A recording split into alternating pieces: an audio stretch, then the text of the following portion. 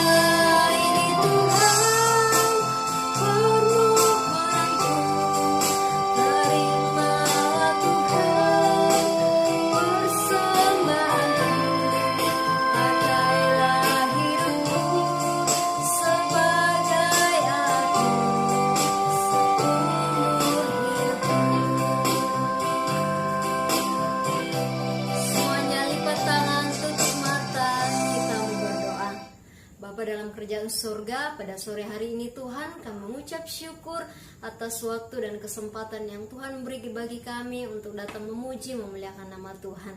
Meskipun kami masih ibadah online Tuhan, tapi kami percaya Tuhan ada di rumah kami masing-masing. Terima kasih Tuhan, hadirlah di tengah-tengah kami karena kami percaya di mana 2-3 orang berkumpul di situ nama Tuhan ada. Terima kasih Tuhan, kami siap menyembah Engkau. Dalam nama Tuhan Yesus, yang siap memuji Tuhan, sama-sama katakan amin. Nah, adik-adik masih dalam keadaan tetap berdiri ya. Kita akan sama-sama memuji Tuhan dengan pujian yang berkata, aku mau ikut Tuhan.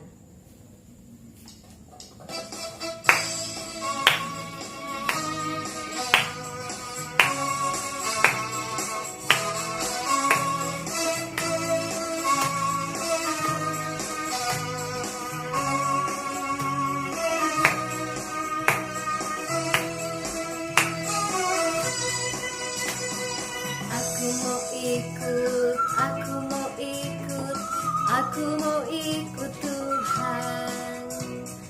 bukan ikut, bukan ikut, bukan ikut-ikutan, bukan karena papa, bukan karena mama, bukan pula karena adik dan kakak, bukan karena terpaksa, bukan karena hadiah, tapi karena cinta Tuhan. Cinta, cinta, cinta Tuhan. Kita ulangi sekali lagi. Aku mau ikut, aku mau ikut, aku mau ikut Tuhan. Bukan ikut, bukan ikut, bukan ikut-ikutan, bukan karena papa, bukan karena mama, bukan pula karena adik dan kakak, bukan karena terpaksa, bukan karena hadiah, tapi karena cinta Tuhan. Cinta, cinta,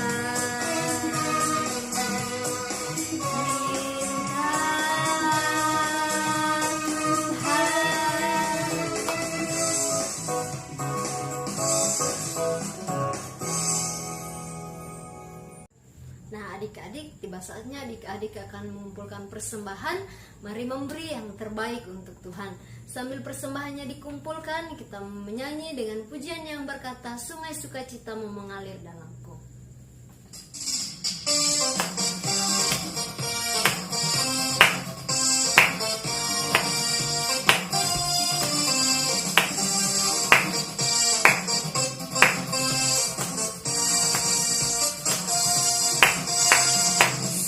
Sukacitamu mengalir dalamku. Oh yes, yes, yes, yes. Anggur sukacitamu melimpah dalamku. Ku menari dan bersuka, pujimu di setiap waktu, sebab sungai sukacitamu ada dalamku. Mengalir bersamamu, bersuka di dalamku, mengikutimu Tuhan dalam kegerakanmu, melayanimu Tuhan di dalam sukacitaku, sebab hanya Tuhan yang membuat sukacitaku penuh. Sekali lagi kita ulangi pujian kita. Sungai sukacitamu mengalir dalamku. Oh yes, yes, yes, yes. Anggur sukacitamu melimpah dalamku.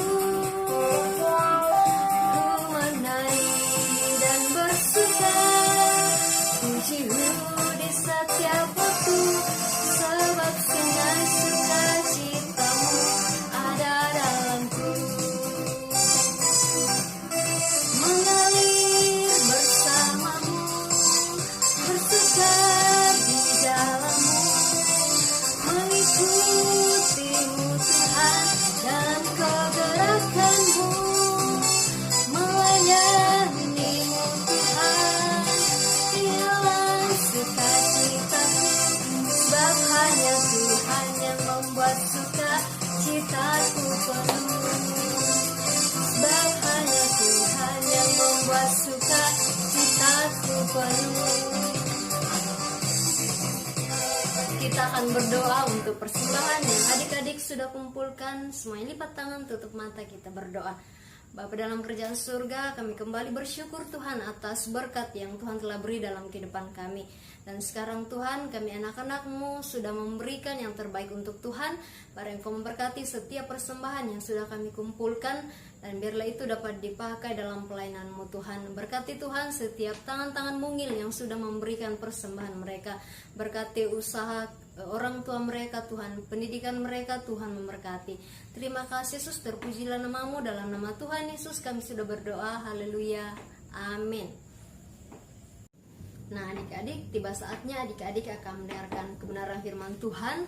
Mari siapkan hati untuk menerima kebenaran firman Tuhan.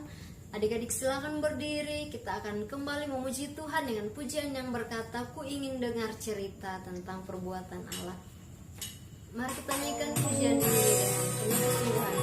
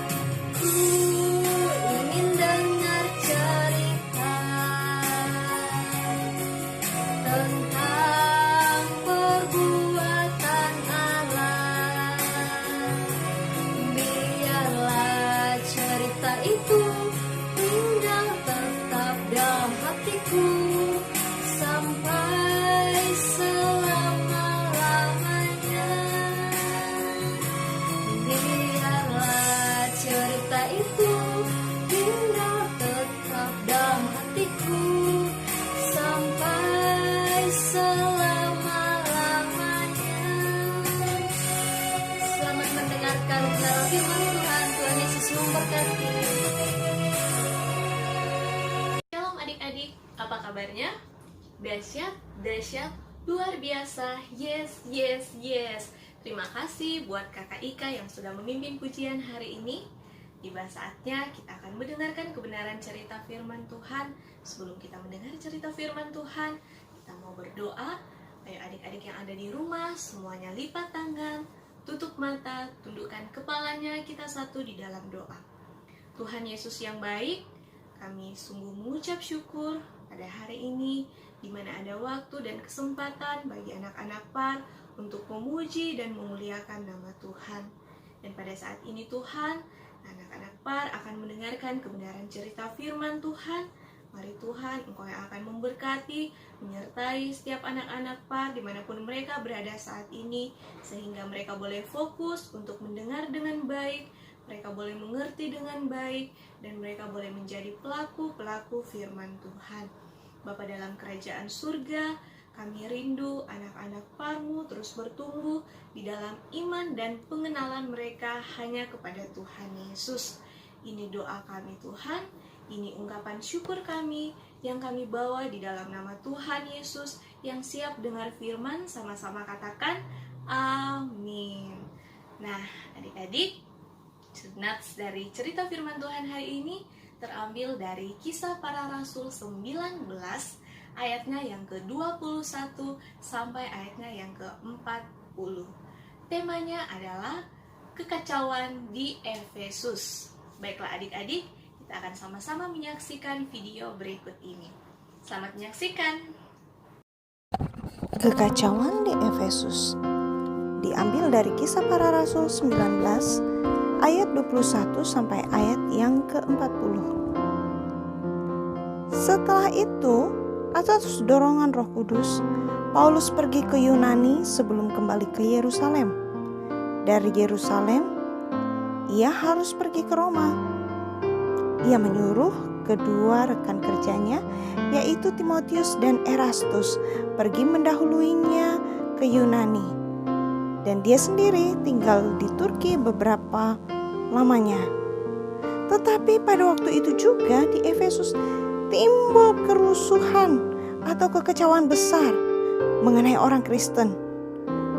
Kekacauan itu dilakukan oleh seorang tukang perak bernama Demetrius yang juga memiliki tukang-tukang untuk membuat kuil-kuilan Dewi Artemis dari perak. Dia mengumpulkan tukang-tukangnya dan pekerja-pekerja lain yang bekerja sama dengan dia, lalu berkata kepada mereka, "Saudara-saudara, perusahaan ini adalah nafkah kita. Seperti yang saudara ketahui dan lihat, ada seorang bernama Paulus. Dia sudah membujuk dan meyakinkan banyak orang bahwa dewa buatan tangan manusia bukanlah dewa. Akhirnya, hasil penjualan kita sangat merosot. Dan ini bukan hanya terjadi di Efesus, tetapi juga di seluruh provinsi.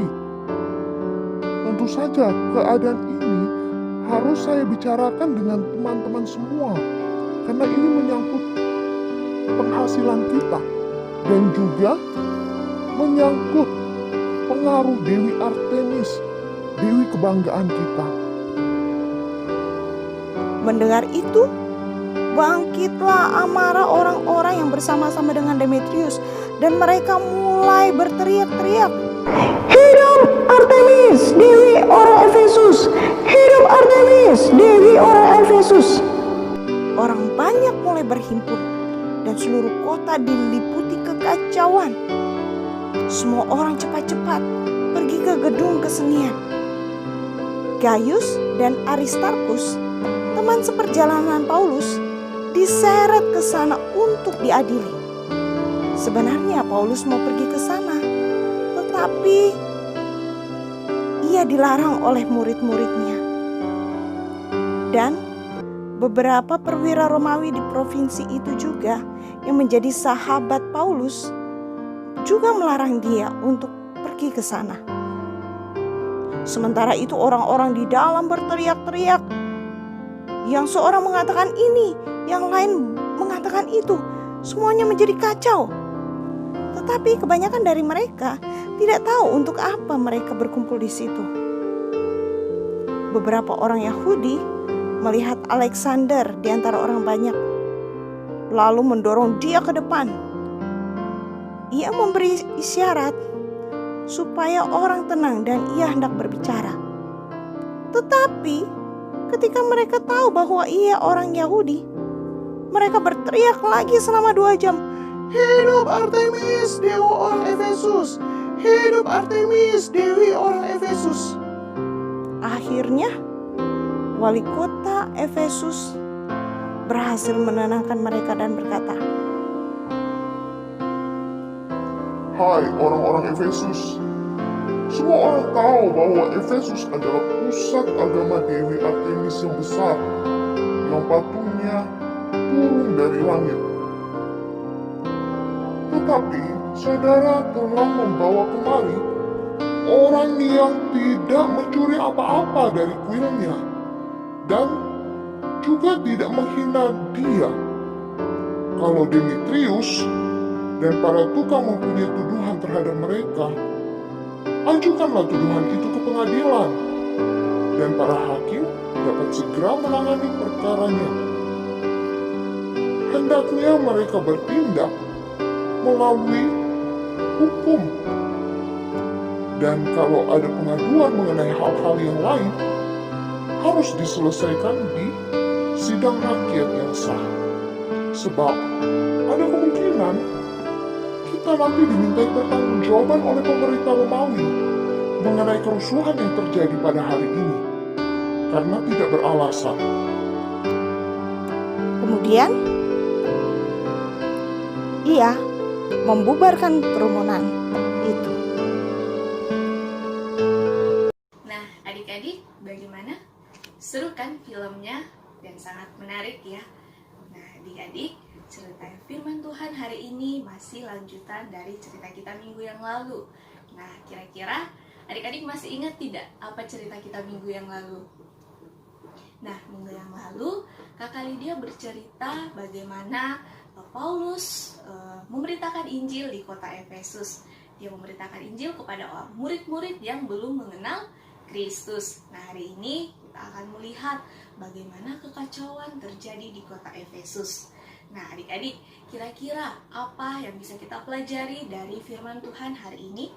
Atau apa yang bisa kita teladani dari seorang Paulus?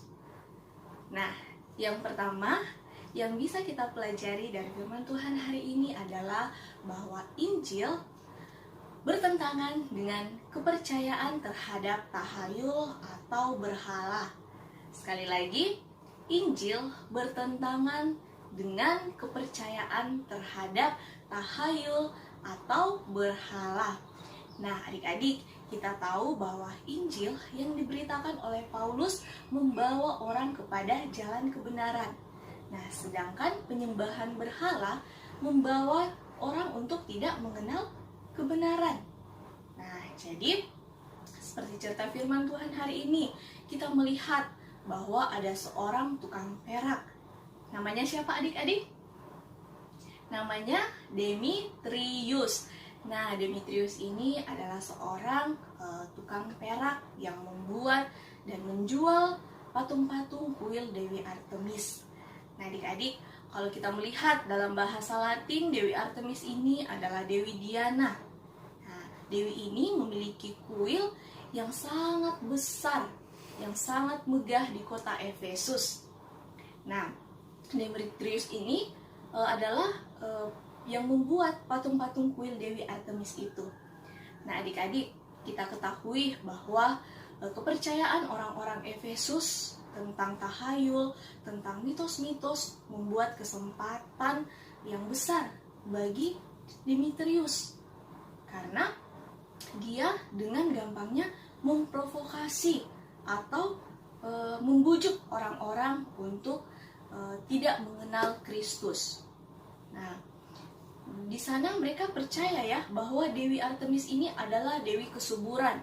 Jadi apapun yang mereka dapatkan, kesuksesan, kemakmuran, mereka percaya itu semua dari penghasilan patung-patung kuil Dewi Artemis. Nah, adik-adik, karena pemberitaan Injil yang dilakukan oleh Paulus, nah Demetrius merasa terusik, dia merasa terganggu dengan adanya Injil yang diberitakan oleh Paulus, karena dia takut kalau saja perusahaannya Demetrius ini menjadi bangkrut. Nah, karena tidak ada lagi orang yang mau menyembah Dewi Artemis. Nah, tetapi apa yang terjadi adik-adik? Ya, dia berusaha memprovokasi, dia berusaha membujuk orang-orang Efesus untuk menghalangi Injil yang disampaikan oleh Paulus. Nah, adik-adik, di sini kita melihat bagaimana Demetrius memanfaatkan orang-orang yang ada di Efesus hanya untuk kepentingannya sendiri. Nah, dia memanfaatkan orang-orang di sana hanya kepentingan dia sendiri. Karena kalau saja mereka percaya dengan Tuhan Yesus, maka Dewi Artemis tidak ada lagi yang memuja-muja Dewi Artemis. Karena di kota Efesus, Dewi Artemis itu adalah kebanggaan mereka pada saat itu ya adik-adik. Nah, adik-adik, seperti kita ketahui bahwa Tuhan adalah sumber keselamatan kita. Injil juga merupakan berita sukacita yang mendatangkan sukacita bagi semua orang, yang membebaskan juga orang dari apa? Dari kutuk. Dan seperti kita lihat bahwa iblis sangat berusaha mencari orang-orang tertentu, seperti contohnya Demetrius ya, untuk menghalangi pemberitaan Injil. Nah, adik-adik, kita harus banyak-banyak berdoa supaya banyak orang yang belum mengenal Kristus akhirnya akan mengenal Kristus. Karena kita tahu bahwa Kristus adalah sumber keselamatan kita satu-satunya. Nah, adik-adik, pelajaran kedua yang bisa kita pelajari dari firman Tuhan hari ini adalah Tuhan Yesus adalah Tuhan yang benar. Apa adik-adik? Tuhan Yesus adalah Tuhan yang benar. Nah, adik-adik bisa lihat dalam cerita firman Tuhan hari ini, orang-orang di Efesus tidak percaya bahwa Tuhan Yesus adalah Tuhan yang benar ya. Mereka percaya dengan penyembahan berhala mereka, yaitu patung Dewi Artemis. Karena menurut mereka, Dewi Artemis ini adalah sumber kemakmuran mereka. Nah, adik-adik, kalau kita melihat sejarah, sekarang kuil Dewi Artemis itu pada saat itu dibakar dan dibuang. dan sampai sekarang kita tidak ketahui di mana letak patung Dewi Artemis. Nah, adik-adik bisa melihat bahwa zaman dulu itu di kota Efesus patung Dewi Artemis begitu diagung-agungkan, begitu dipuja-puja, begitu dipelihara dengan baik-baik. Nah, tapi sekarang tidak lagi ya. Kenapa adik-adik? Karena kita punya Tuhan yang luar biasa, yaitu Tuhan Yesus Kristus. Nah, adik-adik, kita tahu bahwa dulu, sekarang, sampai selama-lamanya kasih Tuhan tidak pernah berubah. Baik buat adik-adik, buat kakak Novi, Tuhan Yesus tidak pernah berubah. Dan kita tahu bahwa Tuhan Yesus senantiasa bekerja di dalam sepanjang langkah kehidupan kita. Nah, adik-adik, suatu hari kelak Tuhan Yesus akan datang untuk menjemput orang-orang yang percaya. Baik itu adik-adik, sebagai orang yang percaya, kakak Novi, atau semua orang-orang yang mengikut Kristus. Nah, pertanyaan kakak, adik-adik merasa bangga tidak menjadi pengikut Kristus?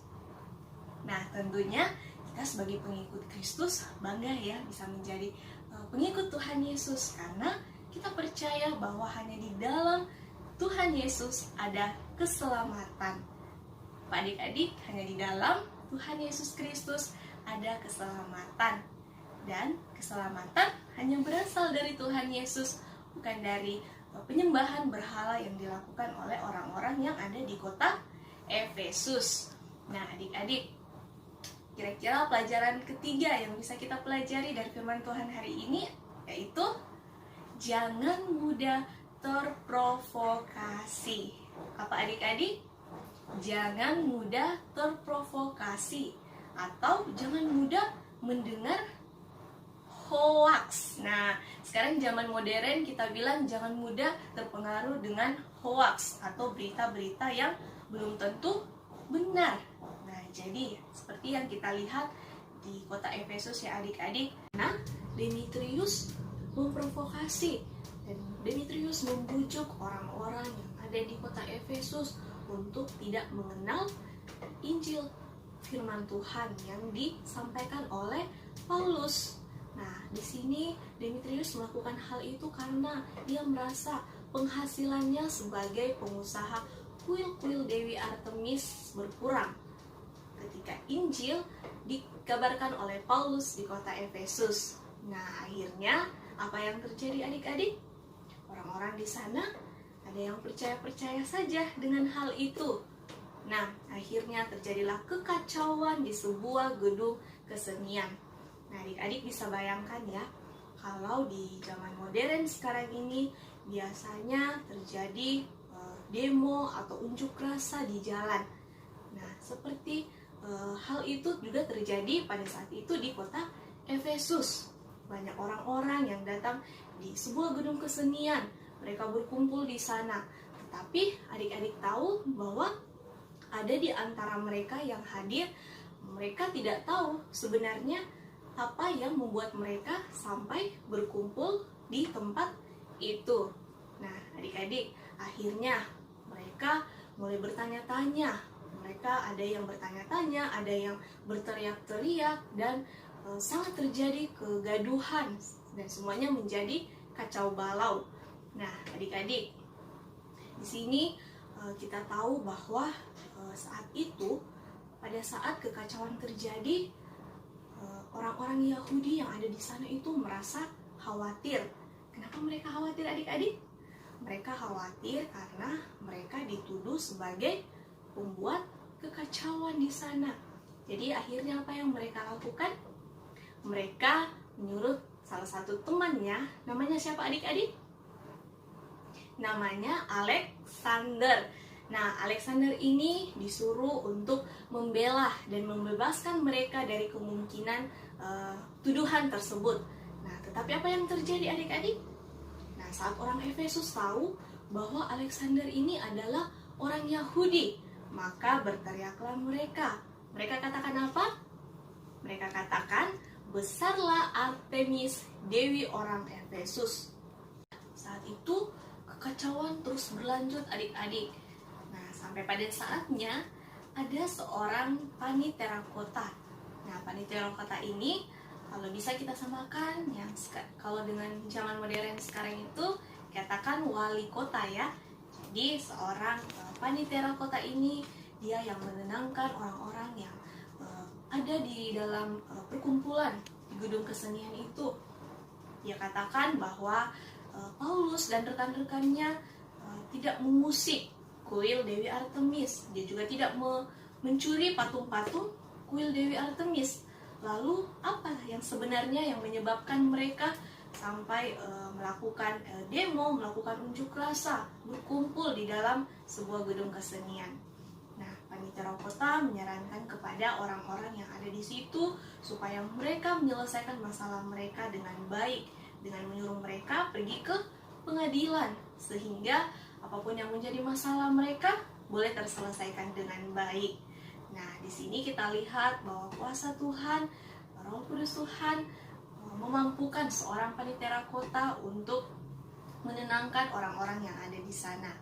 Nah, adik-adik, apa yang terjadi dengan Paulus? Saat itu Paulus sudah terhindar ya dari tangkapan mereka.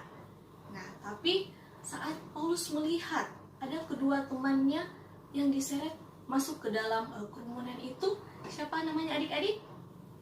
Namanya Gaius dan Aristarkus.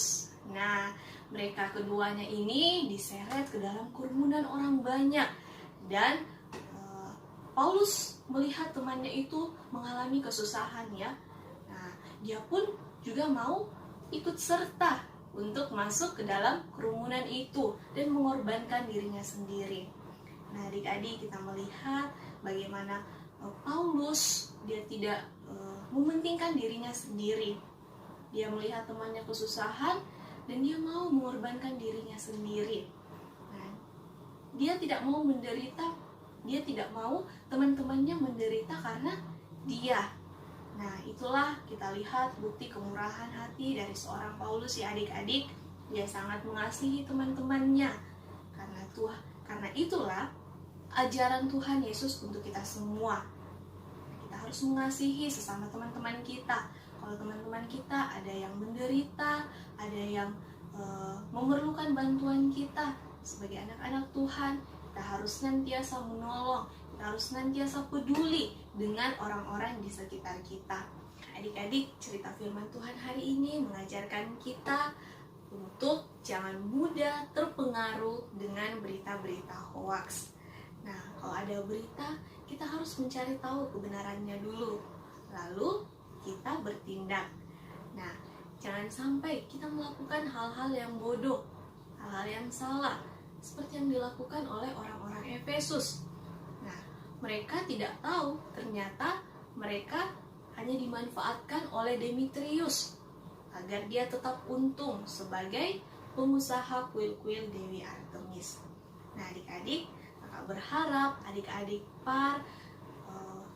jangan mudah terpengaruh dengan berita-berita yang ada di luar sana. Kita harus cari tahu dulu kebenaran dari berita itu, baru kita percaya dan kita bertindak. Dan jika ada masalah, kita juga tidak boleh langsung marah, kita tidak boleh langsung emosi. Kita harus memikirkan setiap permasalahan itu dengan hati tenang, dengan kepala dingin, sehingga apa yang kita pikirkan, apa yang kita ingin lakukan, semuanya boleh kita lakukan dengan baik. Dan jangan lupa adik-adik, kita harus tetap mengandalkan Tuhan, karena hanya Tuhanlah yang mampu memberikan kita jalan keluar yang terbaik untuk setiap permasalahan yang ada. Nah, adik-adik, jadi kesimpulan dari cerita firman Tuhan hari ini yang pertama adalah bahwa Injil bertentangan dengan kepercayaan terhadap tahayul dan juga mitos ataupun berhala-berhala. Dan yang kedua, kita percaya bahwa Tuhan Yesus adalah Tuhan yang benar. Dan Tuhan Yesus akan datang untuk menjemput orang-orang yang percaya untuk dibawa kemana adik-adik? Untuk bersama-sama dengan Tuhan Yesus di surga. Nah, adik-adik, yang ketiga, yang inti pengajaran kita adalah jangan mudah terprovokasi. Jadi adik-adik jangan mudah ya terprovokasi dengan berita-berita yang belum tentu benar adanya. Nah, baiklah adik-adik, sekian dulu cerita firman Tuhan hari ini.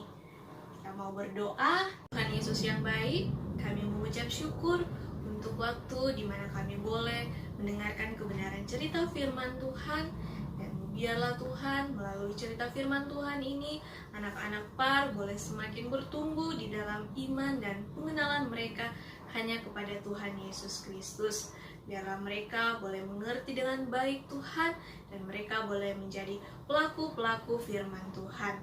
Bapa dalam kerajaan surga, ini doa kami, ini ungkapan syukur kami yang kami bawa di dalam nama Tuhan Yesus adalah Tuhan dan Juru Selamat kami yang hidup. Haleluya, amin. Shalom. Tiba saatnya kita akan mengakhiri ibadah kita pada sore hari ini. Kita satu di dalam doa. Tuhan Yesus, terima kasih untuk kasih setia dan penyertaan Tuhan di sepanjang kehidupan kami. Terima kasih juga Tuhan telah menyertai ibadah kami mulai dari awal, pertengahan hingga berakhirnya. Bapa, kami tetap berdoa di tengah kondisi saat ini. Kami harus tetap beribadah secara online. Tapi biarlah Tuhan Yesus dengan kondisi ini tidak mengurangi sukacita kami untuk tetap datang untuk memuji dan memuliakan Engkau. Berdoa buat guru-guru sekolah minggu kami, buat orang tua kami. Kiranya Tuhan Yesus senantiasa menyertai mereka, memberkati mereka dalam tugas pekerjaan mereka. Begitupun dengan kami, kiranya Tuhan Yesus senantiasa memberikan kami kekuatan, kesehatan, sehingga minggu depan kami boleh kembali bersama-sama untuk memuji dan memuliakan nama-Mu. Tuhan Yesus, panjang minggu yang akan berlalu, kiranya Tuhan Yesus menyertai dan melindungi kami semua. Terima kasih Tuhan Yesus, haleluya, amin. Nah, ibadah kita sudah selesai. Tuhan Yesus memberkati. Dah.